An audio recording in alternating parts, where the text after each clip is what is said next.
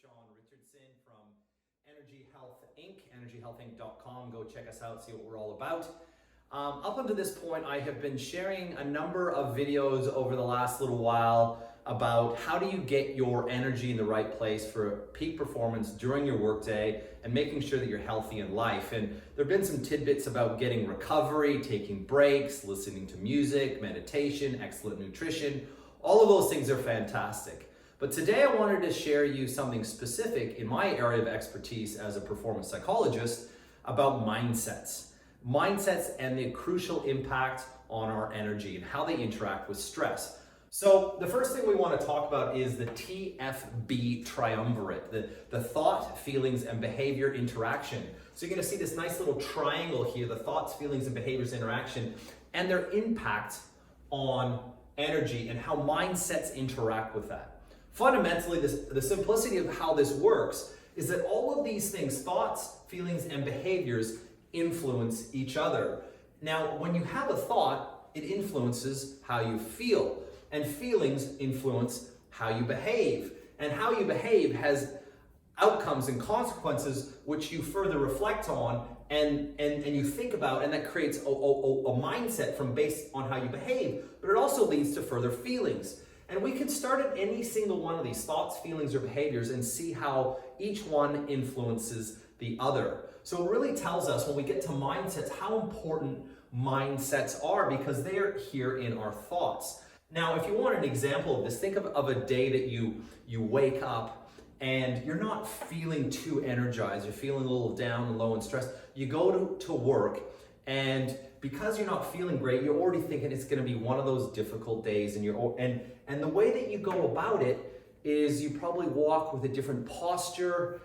You may not be as vivacious or friendly to people because you're just lost in your own sense of feeling a bit flat that day. However, what happens is you come across your favorite coworker, and their behavior, they're bubbly, they're up, they take you for a coffee, they sit down and they get you a little bit excited, and they lift your energy a bit, which changes your thoughts about the day, which changes your behavior. So that's a nice little example of how these things can all fit together. But how does this affect your stress and your energy? Well, the first thing we want to say is that because of these three interacting, what we know is how you think has an influence on how you feel, which is really the foundation around your energy. And let's say an event happens in your day. So you're out there, you might be a salesperson, you might be, frontline interacting with customers or clients, or maybe you're just working internally with a team and you have a difficult interaction with someone else. So X is an event, something happens and it raises your emotions and your stress levels. Now, when your emotions and your stress levels go up internally, your brain triggers that amygdala response, that fight or flight reaction. You're feeling a sense of pressure or tension or anxiety because of what has happened with that person. That in itself draws energy from you. And we could say it's drawing 10 units of energy from you. But how you respond to that event and to that emotional stress can determine whether you continue to decrease in energy from that event or whether you turn it around and turn it into a positive. And that's where mindsets come in.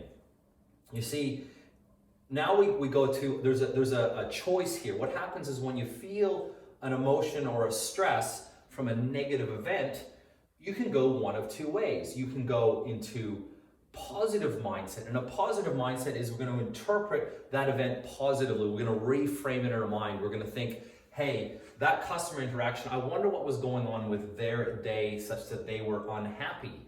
And I'm going to use, yes, it triggered me, I felt a little bit stressed, but I'm going to use that interaction to reflect and think, I'm going to go away and think, how can I make that person have a better day? Can I send them an email? Can I communicate with them in a way that actually makes them feel better and ultimately improves our relationship? There's actually an opportunity from a negative interaction with someone else to improve the relationship. And that's just a mindset I have, is that I think, what is the opportunity in a negative experience to get better at something?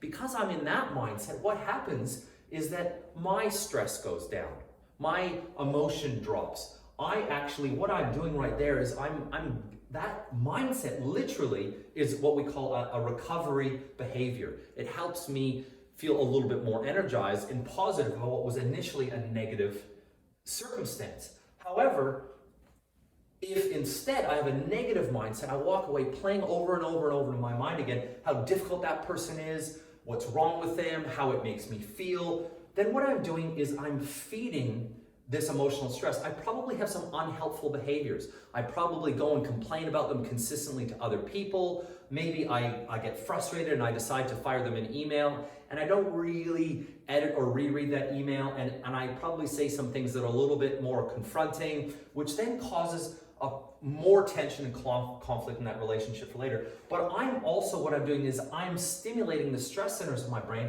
and I'm creating this feedback loop around negative emotion and stress, because if I have a negative mindset of unhelpful behaviors from that just leads to an increase in stress.